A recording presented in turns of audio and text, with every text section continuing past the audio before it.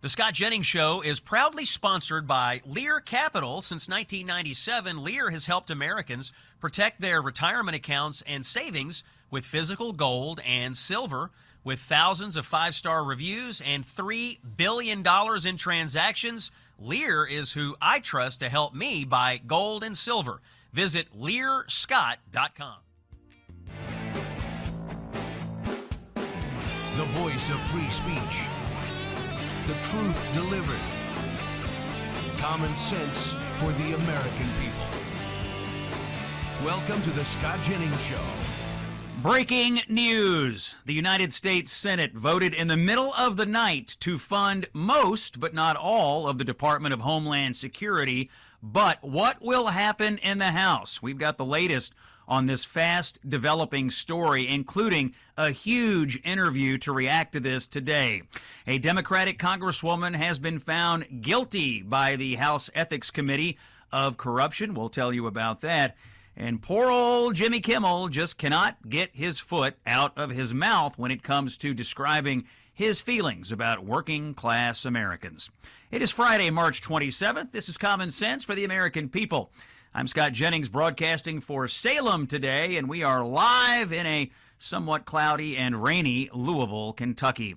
Topping the news this hour, fast-moving developments on Capitol Hill following a dead-of-night vote in the Senate to reopen or at least fund most of the Department of Homeland Security.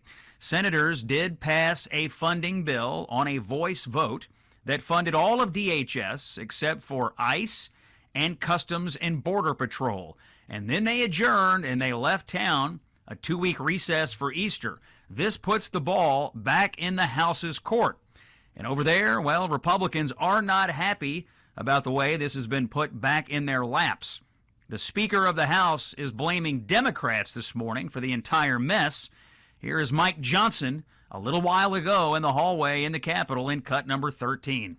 I get all the members together and decide that strategy this morning, but I'd say it's infuriating that Democrats are willing to inflict pain on the American people simply so they can defund the agency that is responsible, literally, for removing criminal illegal aliens. And as the Speaker of the House said, they are getting the House Republicans together. They're having a conference call and talking to the press this hour. And we here at the Scott Jennings Show are expecting Speaker Mike Johnson to call into the show live today during our 2-hour rotation and react to what's happening in the Senate and to tell us how his conference has decided to react over in the House. My sources say that the current thinking among House Republicans is to pass a clean 60-day continuing resolution that fully funds the Department of Homeland Security, including ICE and including Border Patrol. House Republicans are telling me they will never vote to defund border security. As we reported, many House Republicans are unhappy, and this deal that came out of the Senate, again, in the middle of the night, is on extremely shaky ground over in the House. But again, stay tuned. We'll have the Speaker on later in the show, and we'll get the latest, the absolute latest on this breaking news. Other Capitol Hill news, and this is also breaking this morning in Washington. The House Ethics Committee has found Representative Sheila Cherfilus-McCormick of Florida guilty on 25 ethics charges after a nearly 7-hour televised hearing. Now, we brought you this story earlier this week, and it was likely the only place that you heard about it because Democrats in mainstream media have ignored and covered up this blatant corruption. This investigation spanned 3 years, and it found that McCormick steered $5 million in federal taxpayer relief funds into her own congressional campaign. Cherfilus-McCormick faces criminal charges over all of this in federal court. She's due to go on trial for that next month. The ethics panel, it was led by House Ethics Chairman Michael Guest, and they deliberated last night, well into the night, past midnight, following that long trial. In fact, it was the Ethics Committee's first public trial in nearly 16 years. Quite a rare sight on Capitol Hill. The Ethics Committee found, quote, clear and convincing evidence that Cherfilus-McCormick was guilty on all but 2 of the initial 27 counts that had been brought against her.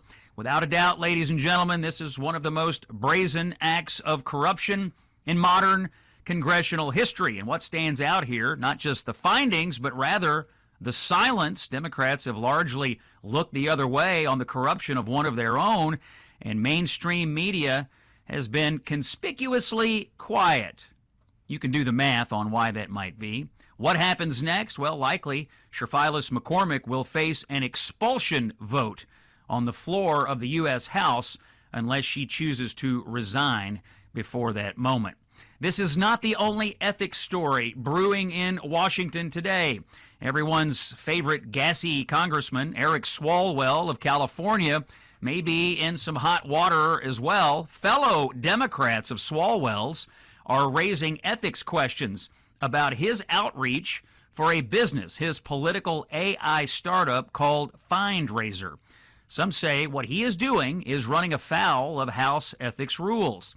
6 Democratic political operatives have told the news site Notice that Swalwell and his former chief of staff, Yardena Wolf, repeatedly pitched this business, FindRaiser, to lawmakers and their staff via texts, emails, and in-person meetings. Now, House ethics rules prohibit lawmakers and their staff from using their official position to gain pecuniary advantage or to promote private interests. Ethics guidance, in fact, warns against actions that could create the perception of improper conduct. Now, Swalwell is currently running for governor of California.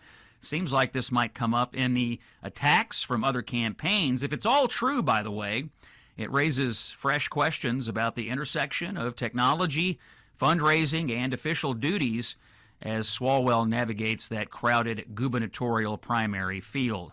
More corruption news, this one in Louisiana. The state Supreme Court there has suspended the license of Black Lives Matter lawyer Tanzania Ruffin after she was indicted for stealing $250,000. Fox 8 News in New Orleans called it this way in cut number 11.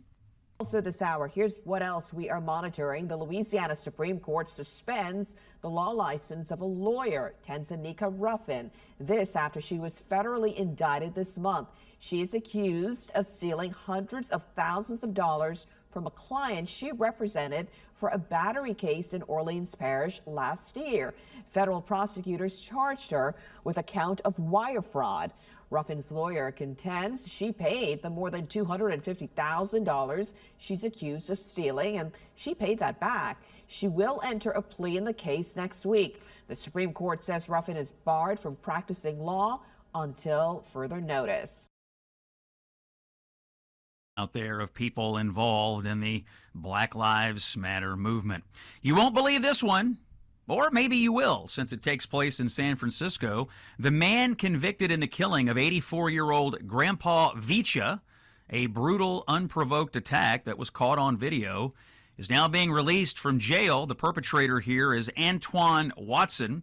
Now, he was sentenced to 8 years. He served 5, and now a judge has decided it is time to turn him loose. Here's the justification. The judge says this is in the best interest of public safety to let this killer out of jail.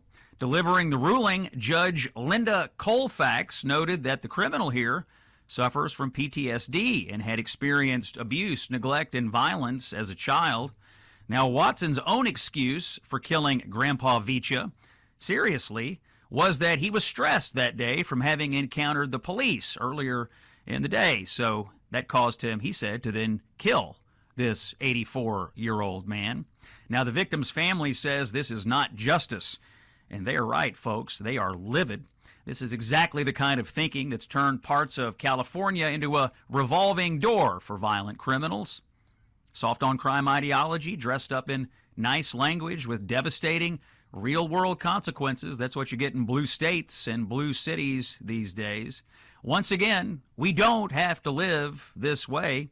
This case, by the way, was the spur for the Stop Asian Hate movement that launched a few years ago. Again, the judge here, Linda Colfax, C-O-L-F-A-X, who appears to be ignoring the cold, hard facts of this case of violent crime. It's common sense for the American people. I'm Scott Jennings, broadcasting for Salem. A quick word for our friends at Relief Factor.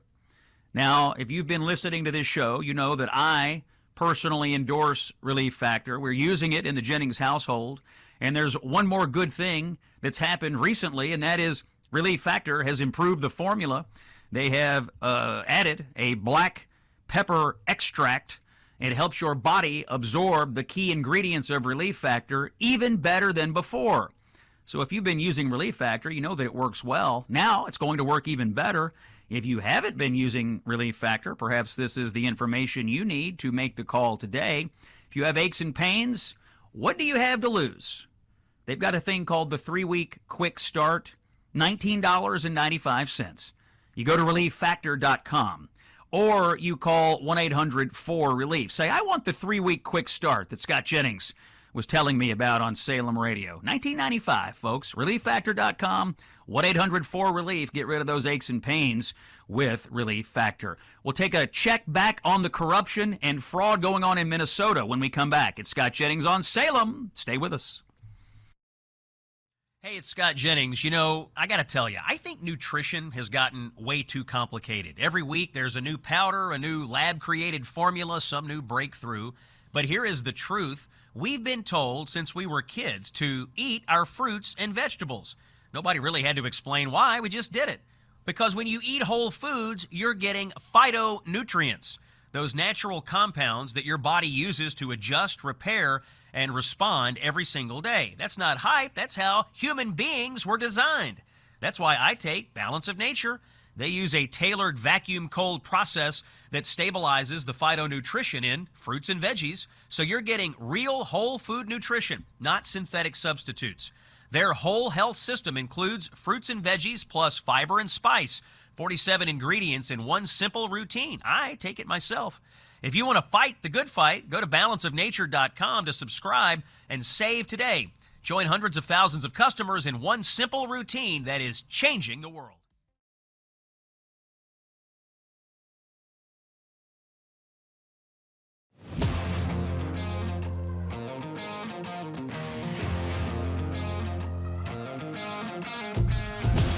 Ready for some common sense and a little Kentucky windage? Here's Scott Jennings. It is Friday, March 27th, and we are following up today on all the fraud that's been discovered in the People's Republic of Minnesota. State Representative Kristin Robbins joins us now. She's leading the ongoing fraud hearings up there. Representative Robbins, thanks for joining us here on the show. I believe you had another hearing this week. What's the latest? What have you uncovered in Minnesota? Thanks for having me. Yes, this week our hearing was on the amount of cash that's being flown out of the Minneapolis-St. Paul Airport. It's a stunning number. This year, or in 2025, there were $350 million in cash flown out of our airport, which is 99% higher than the amount of cash flying out of JFK, LAX, or much bigger airports. So it was a stunning number, and we had witnesses talking about why this is legal, how the process is for this, and also how it ties back to childcare fraud, a decade ago. So this is something we in Minnesota have to get a handle on. Okay, so you're telling me that $350 million went out of the country through the airport in St. Paul, Minneapolis. I guess the next logical question is, where did it go?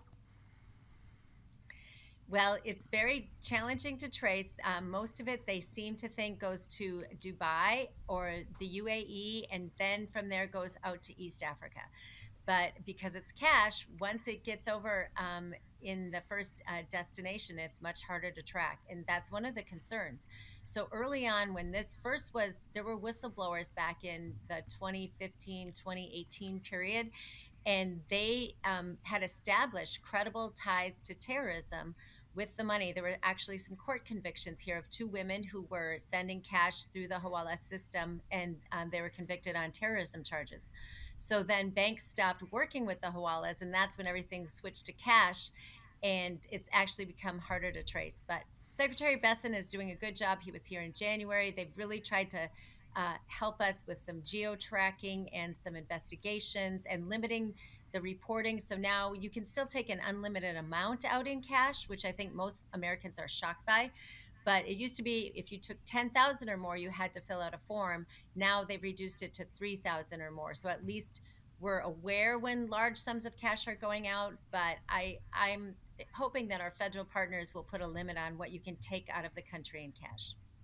There has been some reporting that some of this cash going out of Minnesota and then overseas and winding up in East Africa actually winds up in the hands of terrorist organizations. Is it your belief that that is true, that our money that is supposed to be helping people in Minnesota winds up in the hands of terrorists and other places?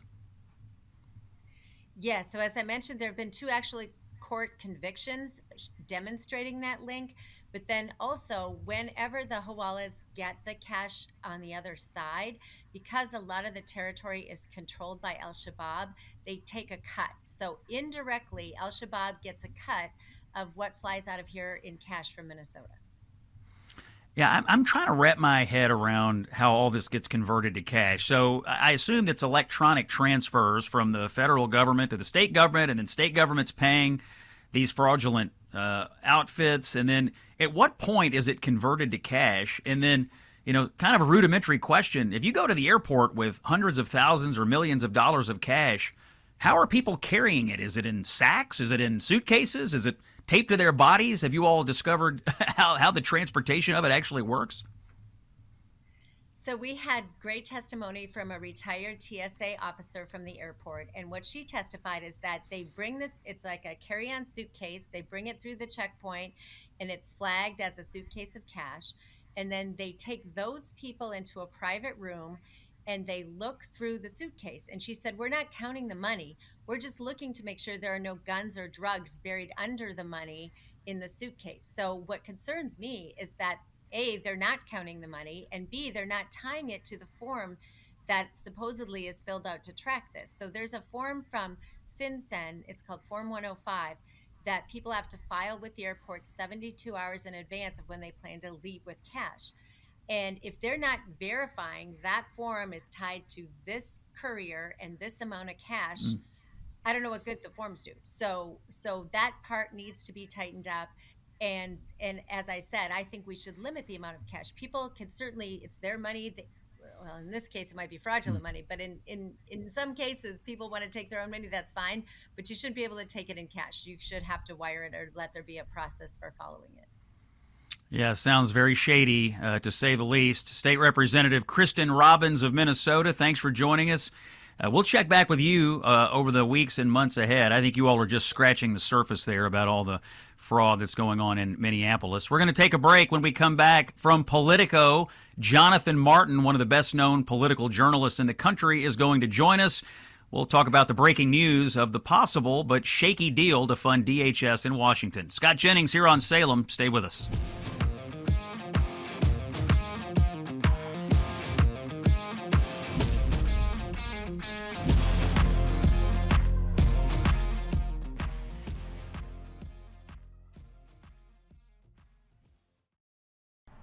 Hey, it's Scott Jennings. Depending on where you live, crime may be skyrocketing, and you may already own a firearm. But before you face the financial, legal, and emotional weight of pulling the trigger, there's a smarter option. It's called Byrna. That's B-Y-R-N-A.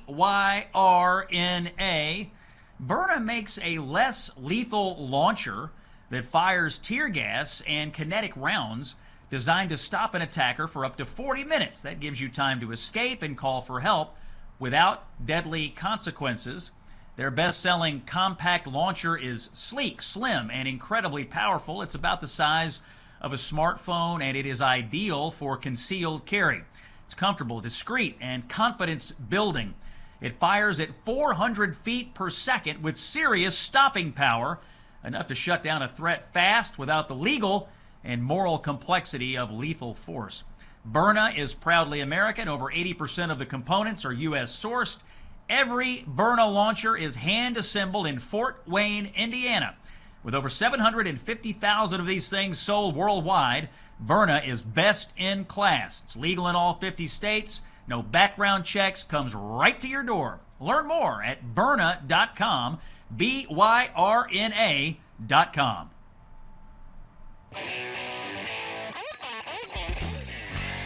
Saving Western civilization, one busted leftist narrative at a time. It's the Scott Jennings Show. And you're listening to it on Friday, March 27th. Common sense for the American people. Scott Jennings broadcasting today from Louisville, Kentucky. In just 60 seconds, famed political journalist and author Jonathan Martin of Politico will join us to tackle today's breaking news, including what's going on up at the Capitol regarding getting DHS funded. First, I do have a message that every parent and frankly every grandparent needs to hear. More kids are being targeted online. They're spending time on these gaming platforms, social media, messaging apps, and there's not a lot of protections for the kids on there. Predators are slipping through the cracks, and it's families that pay the price. Our friends and partners at Child Help hear from children every day who are being contacted by predators through these games and these apps. These kids are being groomed, manipulated, and threatened by adults who are pretending to be someone else. Child Help, runs the National Child Abuse Hotline. They hear from kids every day. Here's a story. A boy called them up terrified and ashamed. He met someone in an online game. Turns out that person was an adult who started demanding photos from the boy. And he told the boy, "I'm going to lie to your parents about you if you don't comply." As you can imagine, this little boy was absolutely frightened for his life. He called Child Help. Child Help interceded and saved the boy's life, most likely. That's why Child Help matters. It's why your donation of $27 matters, because for $27, you can save one child from this predatory abuse. Here's how you do it. Go to childhelp.org/Scott or text the word Child Help to 94878 and chip in $27 today. Here's something I want you to know personally. I know Child Help. I know the people who run the organization. I've been to their headquarters. I trust them. They're using the money to save children. Period. Full stop. Please support Child Help in our efforts to end the scourge of child abuse today. All right, joining me on the line for a conversation about what's going on in Washington and national politics, Jonathan Martin of Politico. You probably read his stuff over the years. Written for Politico, the New York Times, best-selling author out there. J. Mart, we just saw each other in Florida this week. We briefed the real estate people. Good to talk to you. Hey, Scott. Good to see you, man. Thank you for doing this. We've got a lot of breaking news right now, and I'm going to start there. The Senate overnight did a voice vote and funded most of DHS.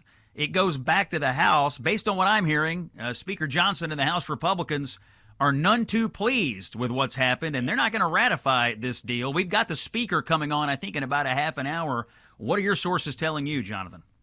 There's an old saying in the Capitol, the other party is the opposition, but the other chamber is the enemy. And I think this is one of those cases.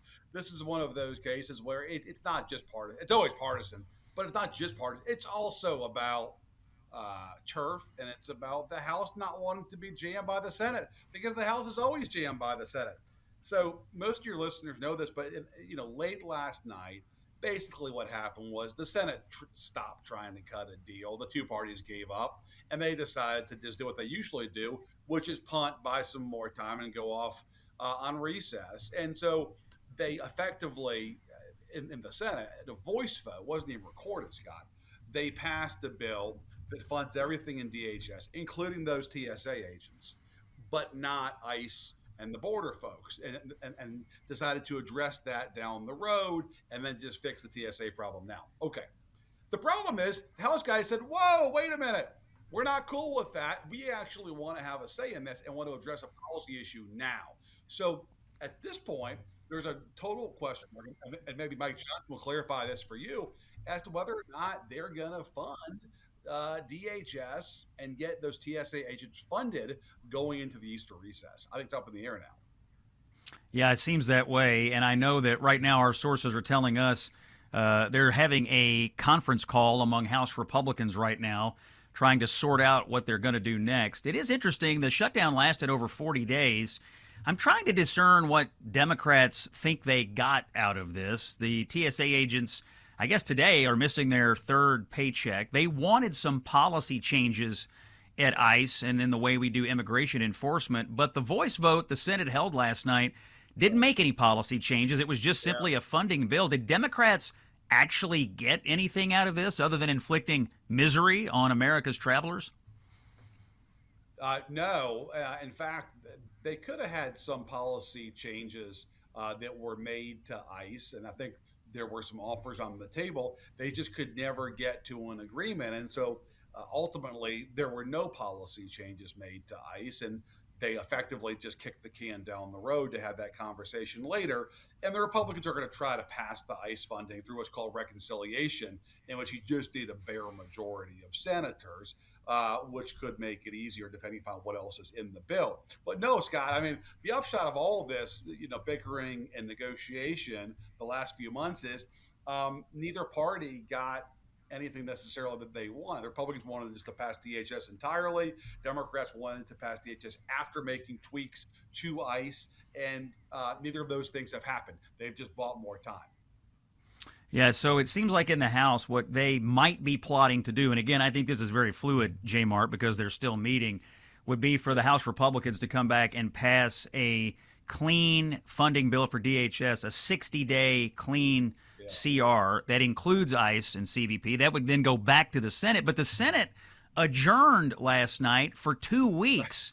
And so, if the House follows through on that plan, what happens next? Do they stay on the recess or do they cancel the recess and come back? What's your best guess?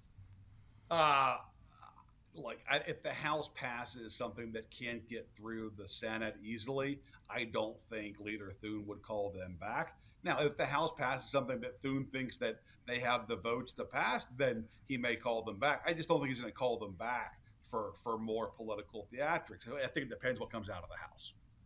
So bottom line here, and we'll learn more here in the next couple of hours, we may be in for 2 or more weeks of this continued TSA nightmare. Now, on top of all this, last night or last afternoon, I suppose, President Trump announced that he was declaring a national emergency and authorizing the new DHS Secretary, Mark Wayne Mullen, to pay TSA agents, which I guess they are going to try to do, although it's not clear to me whether someone will challenge the authority on that. What are you hearing on that front?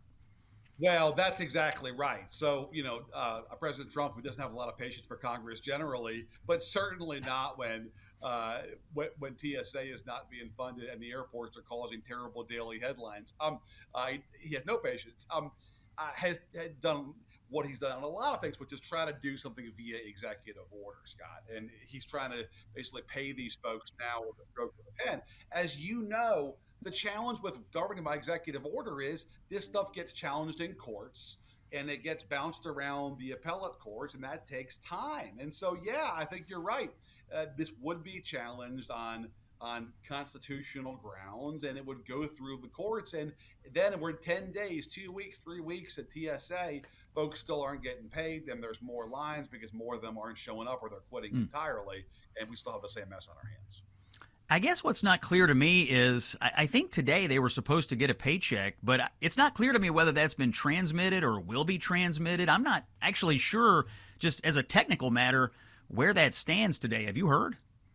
I haven't, and there is some chatter about trying to include like a retroactive bonus for $10K or something like that as an incentive to keep these folks working while they're not getting paid. So they may have to do something like that. I just don't know how you keep expecting TSA agents months in to show up for work when they're not getting paid because they got to pay bills. The Congress has got to do something about this, because doing an executive order, as you point out, Scott, is going to go to the courts. That's Jonathan Martin from Politico. J-Mart, we call him around Washington, D.C. You probably read his stuff over the years. One of the best sourced reporters in America. J-Mart, let's shift focus and talk a little politics. Sure. You and I had a chance to brief a group down in Florida this week. Give us your assessment right now on the Senate and the House as we get ever closer to the 2026 midterms. Look, every president, with very few exceptions, has a difficult time in the first midterm of their presidency. And in President Trump's case, this is sort of his second term, but obviously it's a new term here. And so I think it's going to be a challenge. His numbers among Republicans are sky high. He's got a grip on his party unlike any other modern president.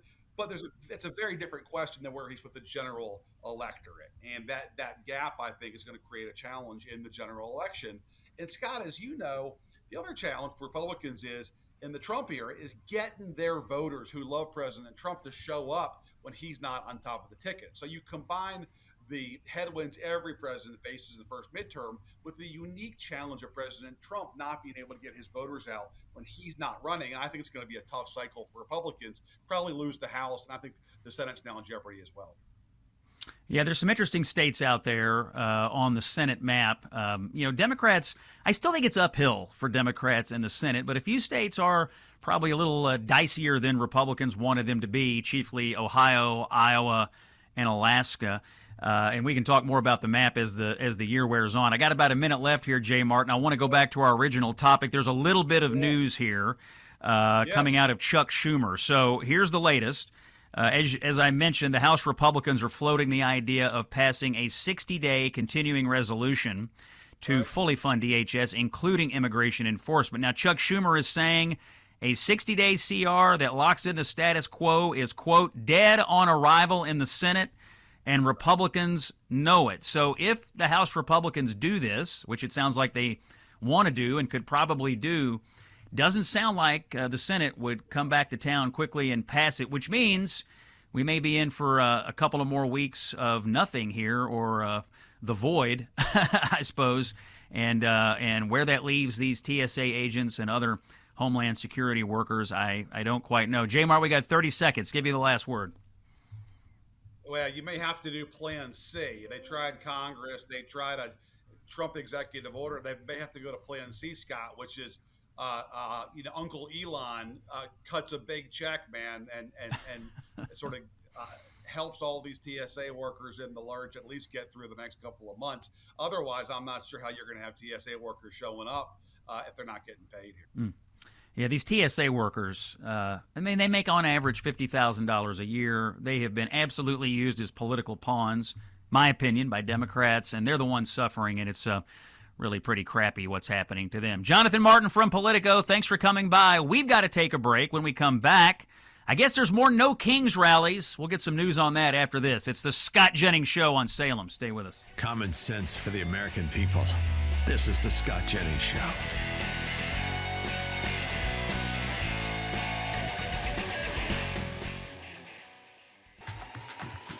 He's the author of the best-selling book, A Revolution of Common Sense. Here's Scott Jennings. It's Friday, March 27th. We're tracking the breaking news out of Washington. The tussle over DHS funding going on between Republicans and Democrats, and now between the Senate and the House, unfolding as we speak. We'll keep an eye on the news as it breaks today. And what are Democrats doing right now? Well, they're planning to have more No Kings rallies, I think, this weekend. Now, they claim these No Kings rallies are supposed to be peaceful protests against the incumbent Trump administration. They say, we have no desires for violence. That's what they want you to believe. However, recent Zoom calls uncovered by Kyle Olson from townhall.com may prove the contrary, and to discuss those calls, Mr. Olson is here. Kyle Olson from Town Hall, welcome to the Scott Jennings Show. Tell us, you uncovered these Zoom calls. What are they actually saying to each other, these Democratic organizers behind the scenes, sir? Yes, well, thanks for having me. So they had a No Kings Best Practices share out on March 6th, and that intent was to have this national call where they were going to talk about best practices about how to do rallies. They call them rallies, but they're protests. And it was all leading up to the protests, No Kings 3, that's happening tomorrow. And one of the things that I found interesting was one of the organizers said, nonviolence is our strategy, but when you're building coalitions, it's important to not have violence. but and they said even civil disobedience, they're not wanting to do that. We're not doing that. Indivisible is not doing that right now. Okay, maybe later. I don't know. Depends on how bad it gets. And so let me make sure I understand. They're leaving open the possibility of some kind of something other than just chanting and yelling, right? Correct. Depends on how bad it gets. So if they don't like what President Trump is doing, they apparently are open to violence, and which I think is a very disturbing thing, because this Indivisible is organizing, it's a group called Indivisible, is organizing these No Kings protests, and they are really sort of the tip of the spear of the left when it comes to fighting President Trump and his agenda. So I have to ask, how did you get access to these Zoom calls, these people who are organizing the No Kings rallies? What, without revealing, of course, the journalistic methods and sources, how did you get clued into this? Because this is some pretty interesting breaking news, the plotting of violence on the American left here. Well, it's good sourcing, but also it's just a matter of identifying who the players are, what the organizations are, and what their real intent is. Because of course, it's not just about they just want to fight President Trump. They want to win elections, and so what these organizers will do is they will get people to come out to the protests. They'll get their names, phone numbers, all that information, and then they follow up with them and they turn them into political activists to ultimately win the midterms later this year. Something that is interesting to me about all of these people that seem to have unlimited amounts of time to protest and so on and so forth, it strikes me that there has to be money flowing into this somewhere, somehow. I mean, how else do you explain all these people with unlimited amounts of time on their hands and access to materials and so on? Do you have any idea where this money that's flowing through all of this is coming from? Well, I think a lot of it is, we hear George Soros a lot, but he and Open Society certainly are funding this. You have Roy Singham. He has been talked about a lot. He's funding Code Pink and some of the far left groups that are part of this Indivisible coalition. But the point is they want to continue doing these because they've got to try and keep people engaged. They've got to try and keep the hate for President Trump up. And so they're trying to do, just one protest after another. And it's interesting to watch these trainings because that's what they talk about, is how do we keep the energy up in order to try and defeat him and Republicans in November. All right. The article is entitled Indivisible No Kings Training Call. Anti-Trump group not doing violence at this time, but maybe later, they say. The author is Kyle Olson, and you can read all about it if you go to townhall.com. Look for Kyle Olson's reporting. And Kyle, you can find him on the X platform at Kyle Olson 4. Kyle, thanks for joining us on the Scott Jennings Show. We'll follow your reporting and have you back in the weeks ahead. We got to take a break. We'll come back with more breaking news from Washington after this. It's Scott on Salem. Stay with us.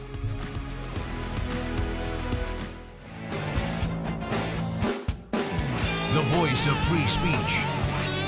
The truth delivered.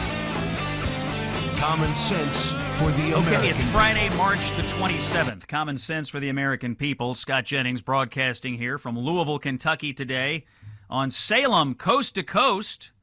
By the way, you can always, if you like the radio show, you might love the video piece of it, snc.tv. And I'm told, by the way, that we're now on Roku.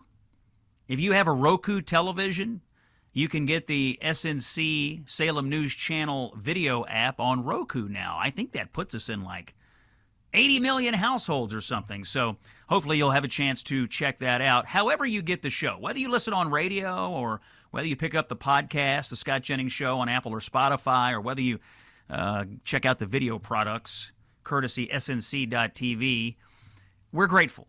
Because we are really working hard to bring you the latest breaking news and best analysis in all of American media. And we are continuing that tradition and trend today. Let me just catch you up on where we are in Washington, D.C.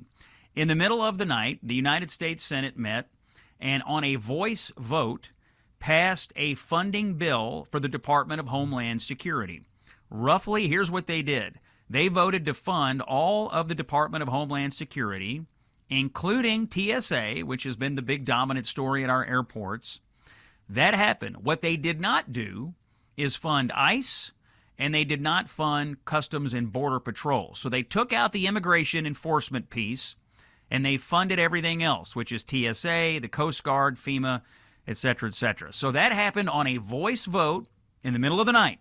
They did not take a recorded vote, interestingly, but they did do a voice vote. They passed it, and then the Senate immediately adjourned. They went into a 2-week recess. It's planned. It's called the Easter recess. This is what's called jamming the House, because what they did here is pass something that now has to go back to the House, and that has to get approved. Here's the problem. Everything I am seeing, everything I am reading right now tells me that the House Republicans, who are in the majority, a thin majority, but in the majority, they are not interested in ratifying what the Senate did last night.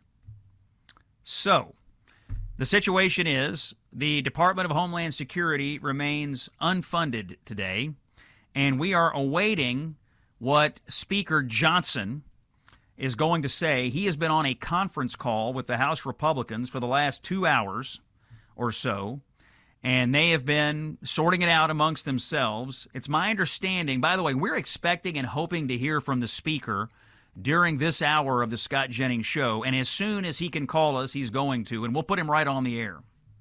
We will put him right on the air, but we're waiting to hear from the Speaker.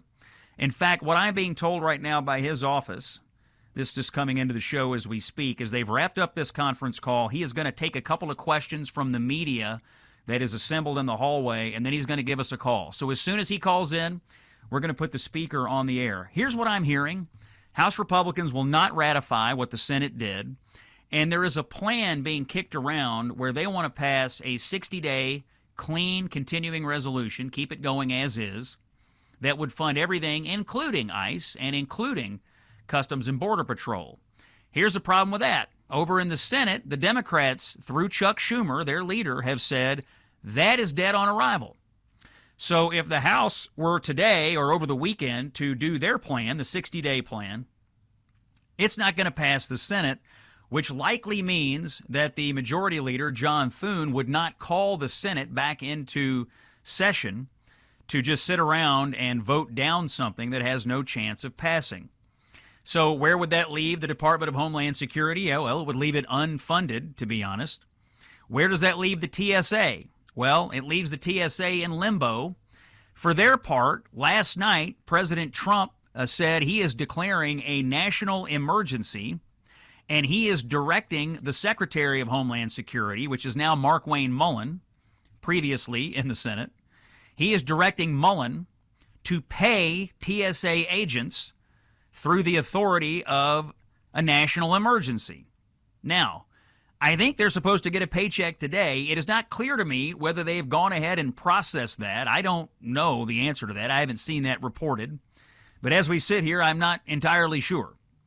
However, if they do try to do this, I assume someone out there is going to legally challenge it and say it's not constitutional or it's not legal because there's been no money appropriated. So we'll have to see how that plays out. So what's hanging in the balance here?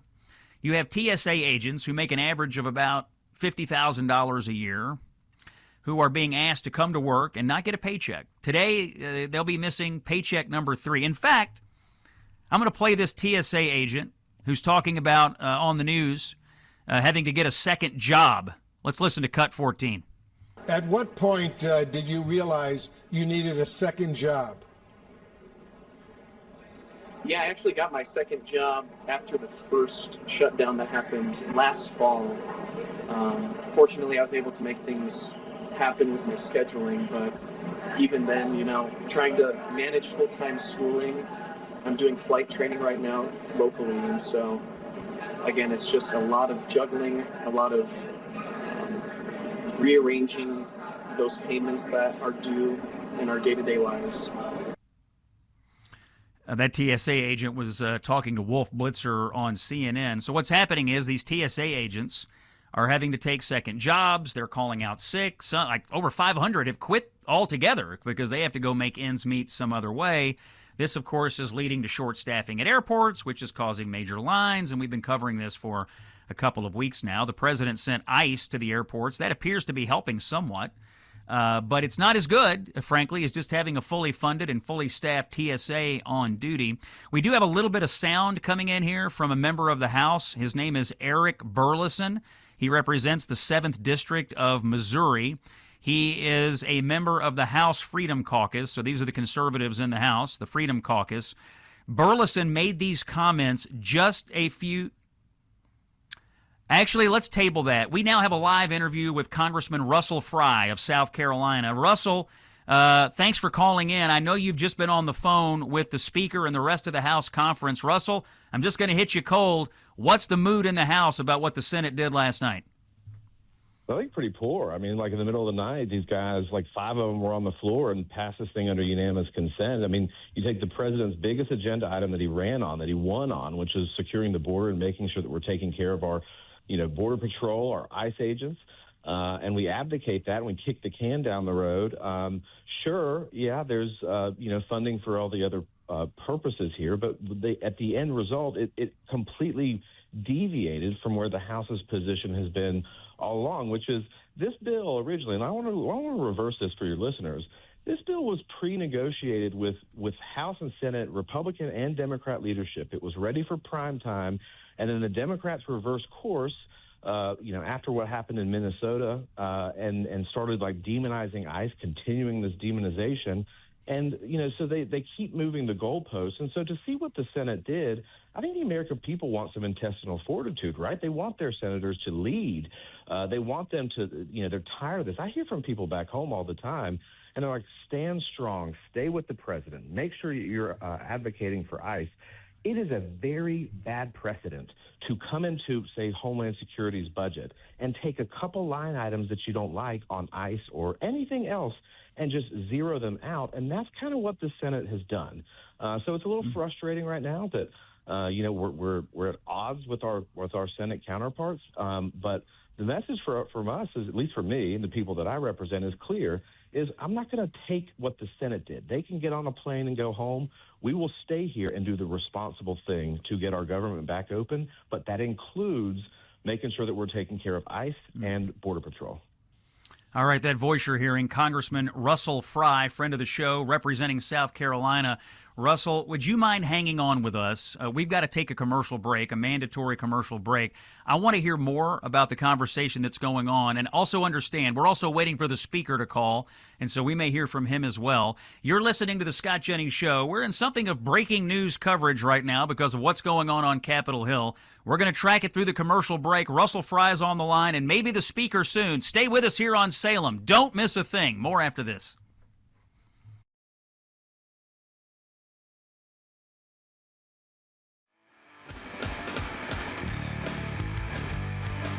You've heard the narratives. Now get the truth. It's the Scott Jennings Show. It's Friday, March 27th. We are in breaking news coverage. But it is Friday, and it is Friday afternoon, and it is 22 minutes past the hour. And you know what that means, Hollywood Sean. And now, the Relief Factor. Pain of the week.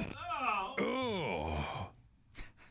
The Pain of the Week, brought to you by Relief Factor, 1-800-4RELIEF, relieffactor.com. If you have aches and pains, I might advise you to try Relief Factor. They have a thing called the 3-week quick start. It's $19.95. You get 3 weeks supply. Might work for you. Relief Factor Pain of the Week this week is the pain being felt by American travelers all across the country who are going to airports and facing long lines because of the back and forth between Republicans and Democrats over funding DHS and therefore the Transportation Safety Administration. On the line with me right now as part of our breaking news coverage and now incorporated into our Pain of the Week coverage is Russell Fry, our friend and congressman from South Carolina. Russell, they say there's two parties in Washington. the House and the Senate. And I think we're experiencing that today. The Senate overnight passed on a voice vote a bill to fund DHS, but not ICE and not Customs and Border Patrol. You've been on the phone with your House Republican colleagues for the last little bit, and it sounds like that's not going to fly in the House. I'm interested in what was going on this call. You guys get on the phone. I assume people are just livid about being jammed by the Senate on this, and in a way, they're trying to force you to vote for something here that's really not in accordance with what the Republican Party wants, which is to continue to fund our border security, right? Yeah, that's 100% correct. And so it's a little bit perplexing to me that we're day 50 of a shutdown or whatever it is. It's like 40 some odd days that Republicans keep trying to say that they're doing this, but in the dead of the night, there's 5 people that do a unanimous consent request, bipartisan. Most people at that time are sleeping or should be. And this thing sails through. Senators skip town. They're out of here thinking that they've done their job. But in the meantime, we have kind of this. If you saw this week, the president said, we're going to do something. We're going to help ICE. We're going to fix it. We'll or not ICE, TSA. We're going to make sure that these guys are paid. So he was shifting around funding. We know that they're going to, the president's working on making sure that he's delivering for them to make sure that they can come to work and be part of it because they're really struggling too, right? And so the Senate, the pressure was off the Senate a little bit, like keep pushing it, but like the pressure was off because TSA and the airport lines were the biggest thing. And then in the middle of the night, they pass this thing, but they completely omit Homeland or Border Patrol and our ICE agents. And that, look, when you talk about human trafficking investigations, these are some of the things that were omitted from their product. And so they take this Democrat product. It's not conservative. Yes, it doesn't have any of the demands that the Democrats made on, removing masks from the ICE agents, things like that. But it doesn't actually do anything else. It doesn't fund them. It doesn't continue what the president has made as one of his key signature items.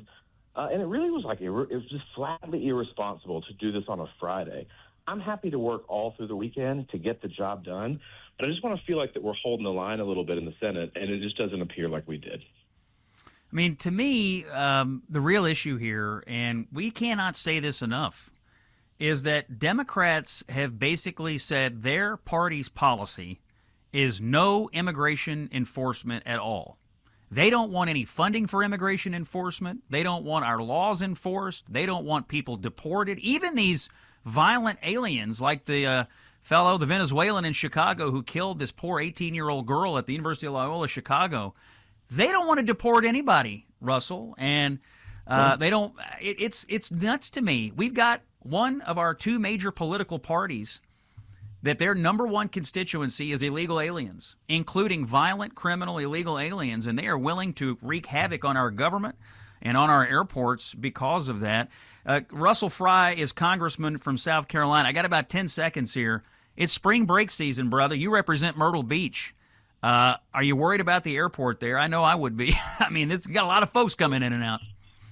Yeah, absolutely. But I'll tell you, I talk to those TSA agents routinely. They are complete warriors. They're really holding down the fort. They're showing up. Yeah. I mean, they're ready to be paid. But, I think all the airports around the country are really struggling right now. But we need to do the responsible thing in Congress and do it the right way. Yeah, I couldn't agree with you more. That's Russell Fry. Thanks for calling in, congressman from South Carolina. And we are going to get more on this breaking news after this commercial break. I am told the speaker is likely ready. So here's what we're going to do. We're going to take a break, and hopefully when we come back, the Speaker of the House, Mike Johnson, will be here to lay out the full position of the House Republicans right after this. It's Scott Jennings on Salem. Don't miss this conversation. Stay with us. That's the Relief Factor Pain of the Week. And we're in breaking news coverage here on Friday, March 27th. It's common sense for the American people. Scott Jennings on Salem. And let me bring you up to speed on this news. In the middle of the night, the Senate, on a voice vote, passed a bill to fund some of the Department of Homeland Security, but not all of it. And what they did not fund was immigration enforcement, ICE, Customs and Border Patrol. They would not do it, and they passed this bill, and they left town, and the Senate has gone on recess. As you might imagine, this is not going over well among the House Republicans. And here to talk about the position of the House Republican Conference is the Speaker of the House. Mike Johnson of Louisiana joins us live. Mr. Speaker, thank you. You've been on the phone with your members, the Majority Republican Conference, over the last couple of hours. Tell us, what's the mood and what's going to happen next? Scott, thanks. We're outraged. I mean, I just did a press conference here on the Hill, and I'm glad to come on the show immediately after that to give your listeners the down low. We are furious. I mean, I think that came through in the press conference just now. I don't know how else to say it. I began the comments today by saying, let me be absolutely crystal clear. Under no circumstances are House Republicans going to be a part of anything that defunds border security and immigration enforcement or reopens our border. Scott, that's exactly what the bill last night does. Literally in the bill itself, I read at the press conference, at page 2, under this section 4 that's called explanatory statement, it says literally, I read the bill, that all of U.S. immigration and customs enforcement, border security operations, and everything under the heading of U.S. Customs and Border Protection, quote, shall have no force or effect for purposes of this act, and amounts to, in the final bill, an appropriation of exactly $0. It says it in the bill. I can't believe that our conservative Senate friends in the Senate had a chance to at almost 2:30 in the morning. We're talking. Go ahead, Scott. Yeah, sorry, Mr. Speaker. We were having a little trouble with your connection. This is House Speaker Mike Johnson. So you're reading to us from the bill the Senate passed. It's obviously dead on arrival in the House, and I can tell how angry you are on behalf of your members. So what do you plan to do? The House is still in session. Are you going to pass something over the weekend here and kick it back to the Senate? Yes, we're going to pass, hopefully by tonight or at the latest by tomorrow morning, as soon as procedurally we can get this done. We're going to pass a clean, continuing resolution that will get us to mid-May, about 8 weeks or so. And that will allow all of those who sacrificially serve our country to keep the nation safe get their paychecks. Scott, TSA agents have not been paid for half of this fiscal year already. They've gone without regular paychecks.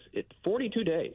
They've been working without pay. This is the second longest shutdown in U.S. history, and everybody listening to the sounds of our voices needs to ask themselves, why?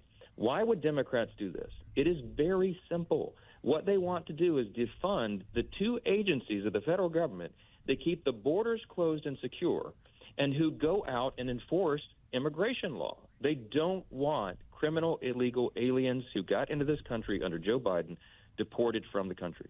And you see the terrible effects that has happened from this. In the last few days, we've had innocent Americans murdered by criminal illegal aliens who are released onto the streets by Democrats in sanctuary city, blue cities, and over that wide open border under Biden. We can't allow for this. The most basic function of government is protecting its citizens, and Democrats don't want to do that. Mr. Speaker, as a procedural matter, are you bound to have to vote on what the Senate did overnight, or can you just throw that in the garbage and go straight to your 60-day clean CR plan? Yeah, we're rejecting it. It goes straight to the shredder where it belongs, and we're going to send instead a continuing resolution that just goes for that number of weeks, 8 weeks. Now, we can continue negotiations with Democrats if they want to be in good faith, which they're not, over that period of time. But right now, and in that interim period, you've got to make sure that people are paid. Now, look, I want to hasten to say, so grateful to President Trump. I've talked to him twice already this morning. He signed an executive order to get all those TSA agents in the airports paid right now. I mean, that's happening right now. The Office of Management and Budget is processing paychecks right now. He has heroically stood forward and shown leadership, as always, and we're doing our part to lead in the House. I have to defend the House. I have to defend the safety of the American people, and this is the only way that we have to do this against these shenanigans by the Senate Democrats. That's a little news to me about the payments going out today, and I was wondering how long it would take to process this. So yesterday, the president signed an executive order declaring a national emergency and instructing Secretary Mullen at DHS to pay the TSA. So you're saying, your understanding is that processing is occurring as we speak? It is. It is happening now, and that's going to help alleviate the pressure at the airports and get the lines down again, because we'll get the people who are in charge of all that paid as they should be. And it is so infuriating to us, Scott, that Democrats are willing to use the American people as pawns. They don't care. They just don't care. They're in their quest to open the borders wide and to keep all these dangerous illegals in the country. They will harm American citizens to do it. I mean, they've just demonstrated it over and over. Yesterday, we had a vote to fund Department of Homeland Security, the entire department, again, for the third time. We only got 4 House Democrats to vote with the Republicans on that. They just don't care. They're playing a political game, and it's dangerous. Mr. Speaker, you said you've spoken with the president a couple of times. What was his reaction to hearing the news about the Senate voice vote? Is he as angry as you and your members are, or how is he processing the news today? He and I share the same emotion as all Republicans here do. When we were met with the news that they would not fund, we would provide $0 of funding for border security. I mean, it's insane. And he said, we can't do this. I said, you're absolutely right, Mr. President. We're going to have to stick together on this. We'll send the CR over to the Senate, and what can happen if sanity prevails is that they will just see that unanimous consent. That's the procedure in the Senate. And just accept the continuing resolution. We didn't put any partisan priorities or politics in there, no dirty tricks, nothing. It's just a clean continuing resolution for a matter of about 8 weeks, so we can make sure that while the politicians in Washington are debating over all these policies, real people aren't getting hurt in the process. Real simple stuff. This is, we talked about, Scott, when we were together a couple weeks ago. The upcoming election is a contrast for America. It's a contrast between common sense and crazy. And the Democrats on Capitol Hill give us new illustrations every single day about how crazy they really are. Well, in a continuation of that posture and attitude, I will read to you, in case it hasn't been brought to your attention yet, the statement from Chuck Schumer. He says a 60-day CR that locks in the status quo is dead on arrival in the Senate. And so while you all are going to fund the Department of Homeland Security this weekend, Chuck Schumer says no. So not an unexpected posture from him, I don't think. My question really is, what are you hearing from your Republican leadership counterparts in the Senate? Senator Thune, Senator Barrasso, are you all in communication yet or not yet? We haven't. I mean, this all happened in the wee hours of the morning, and I didn't get a lot of sleep last night, but Leader Thune and I exchanged one text message. In the midst of it, they kind of made this decision, under duress and late in the middle of the night, and there wasn't a lot of coordination between the parties.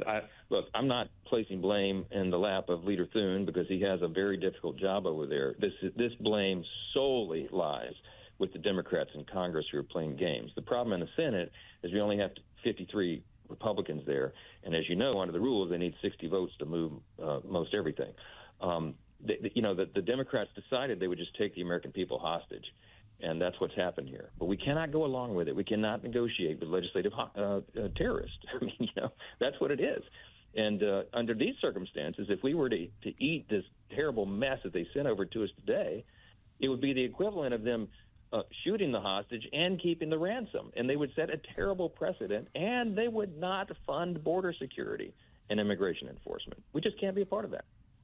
That's the Speaker of the House, Mike Johnson. He's been on the phone with members of the House Republican Conference this morning. He just spoke to the press in the Capitol, and the response from Republicans is, we're not going to accept what the Senate did overnight. And so, Mr. Speaker, you all are going to go back into session tonight, and possibly tonight, maybe tomorrow, send back a 60-day clean CR that fully funds the Department of Homeland Security. Do you expect to get full votes from the House Republicans? Will you get every single vote in the conference on that? And will you might attract a couple of Democrats to that?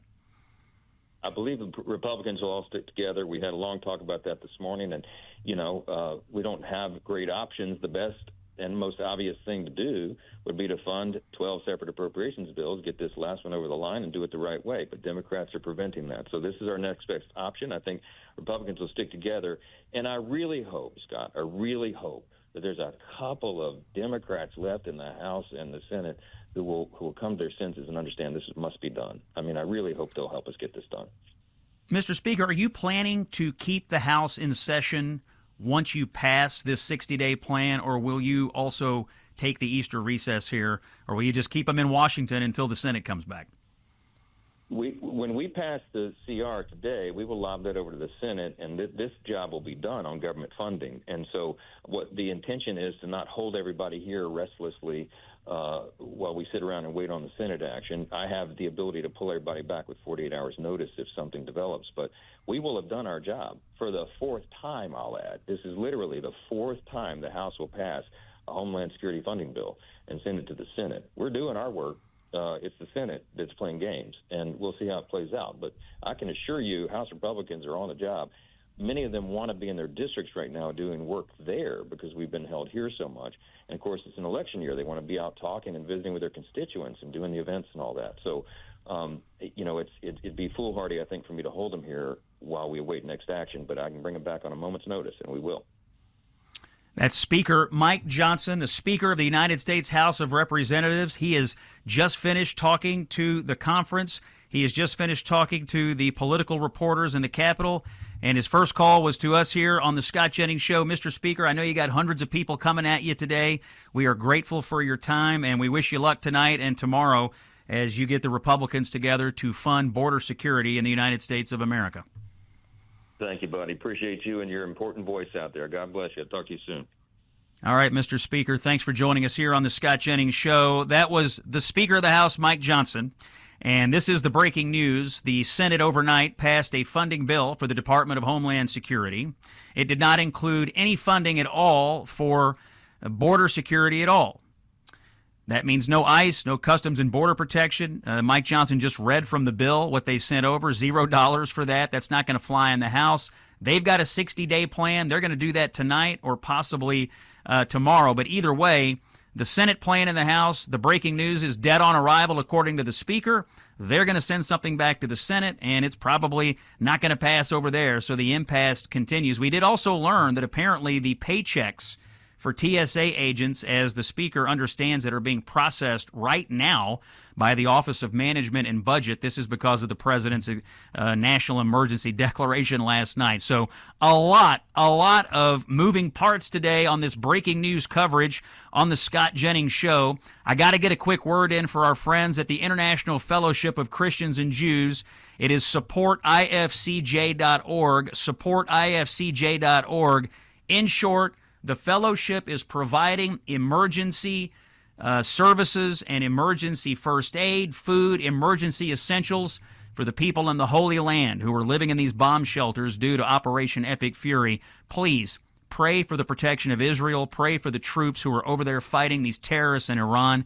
Do it by going to supportifcj.org, supportifcj.org. I'm going to do it myself today, and we hope you stand in prayerful support of the people in Israel. When we come back, Batya Ungar-Sargon is here to react to that.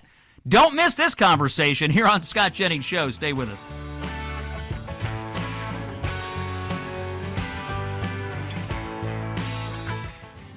And it's Friday, March 27th, home stretch here on the show. And we're in breaking news coverage. You just, if you've been listening, heard from the Speaker of the House, Mike Johnson, who is none too pleased about what the Senate did overnight on this DHS funding flap, the impasse that we've all been suffering from for the last several weeks. Joining me live for Friday Punditry, my friend and host of the show, Batya, on News Nation, is Batya Ungar-Sargon. Batya, you've been listening to all this here. You've been patiently waiting and listening to the Speaker. You've been watching the news. What is your reaction to what's going on in Washington, and how are you analyzing this as a voice of the people out there? Thank you so much for having me. What a pleasure to be here and to get to hear this breaking news right out of Speaker Johnson's mouth. I want to start by asking you a question because I really don't understand this. And I think if I don't understand it, and I'm following this very closely, maybe some of your other listeners don't. I thought that the big, beautiful bill already funded ICE. So I'm confused as to why there is even a fight over the funding of ICE, because I thought that the president had sort of very brilliantly, with the help of Speaker Johnson, taken that as a something that the Democrats could even hold hostage off the table. Do you understand that, Scott? So they did fund ICE. They gave it a lot of extra money to do a lot of extra things. And so basically they're able to pull, as I understand it, from those future-looking appropriations for current operations, but that's different than the regular appropriations process expenditure that would be authorized for ongoing operations. And I'll admit I'm not sure I fully understand it either, but the Speaker was reading to us from the bill that the Senate passed, and they're saying $0 will go to any immigration enforcement. And so I think what the House's position is that the Senate is trying to zero out any money at all for immigration enforcement, and they're just not going to take any part of that. So I don't think the ICE agents, because the way they're able to move money around, are in danger of missing their paychecks right now. But I think there's a concern about what the Senate did that is going to try to zero it out from this point forward, which of course is dead on arrival in the House. So I know it's a little, it's confusing to me, to be honest. But there's a difference between ICE and TSA right now, in that I think they've been able to move money to ICE to keep them paid. That's not been true for TSA, and that's why the TSA guys have gone without a paycheck. Right. And thank God the president is now going to pay them. I cannot stand when people who are doing God's work for not a lot of money, let's be honest, these people make $50,000 a year, and they can't even get access to that. And when you think about how that disincentivizes people from doing one of the most important jobs, it's truly infuriating. So I'm very glad to hear that they're getting paid. This is going to keep happening. And I don't know about you, Scott, when I see these lines around the going all the way outside at airports, like, to me, this is third world country stuff. I cannot stand to see this in the Yeah, let me ask you a question about that. Who do you think the public is blaming? Do you think they understand that it's Democrats who have plunged us into chaos, or are they confused about it? What's your read on it? I think they blame the political class. I don't think that they're sitting there saying Republicans or Democrats. They cannot stand the bickering from our elected officials. And I honestly think the average American is not sitting there being like, it's the Republicans, it's the Democrats. They cannot stand this dysfunction. And what I was going to say is, to me, the most important thing coming out of this is, I just had Representative Suhas Subramanian, who's a Democrat, on my show, and he was saying he would partner with the Republicans to sign some kind of legislation that no matter what happens, TSA agents get paid, that you cannot have this situation in the future where their paychecks get held hostage by the bickering that, let's face it, Scott, is not going anywhere. So I think we have to find a way to insulate the American people from the unfortunate politicization and partisanship in our politics, because honestly, it's a great question you asked, who are Americans blaming? And to me, it seems like, from what I'm hearing, they're blaming politicians. They don't really care which side. Yeah, I think that's right, although I have to say the extreme position of the Democrats on this idea that we cannot enforce any immigration laws at all, that we shouldn't, have any border security, we shouldn't have any deportations. I mean, staking out that position, I know for their base, that's good, but I'm not sure that's where the American people are. I guess the question is, can Republicans make it stick? Batya, your show airs on Saturday night at what time? 7 p.m. Eastern. 7 Eastern. It's a great show. It's hosted by Batya. She's one of the greatest TV hosts, one of the greatest pundits, one of the greatest analysts in our politics. 7 o'clock, News Nation, Saturday night. Watch Batya. We're done. We'll be back Monday and see where all this mess is by then. I'm Scott Jennings. This is Salem. Thanks for joining us, and we'll see you next week. Common sense for the American people. This is the Scott Jennings Show.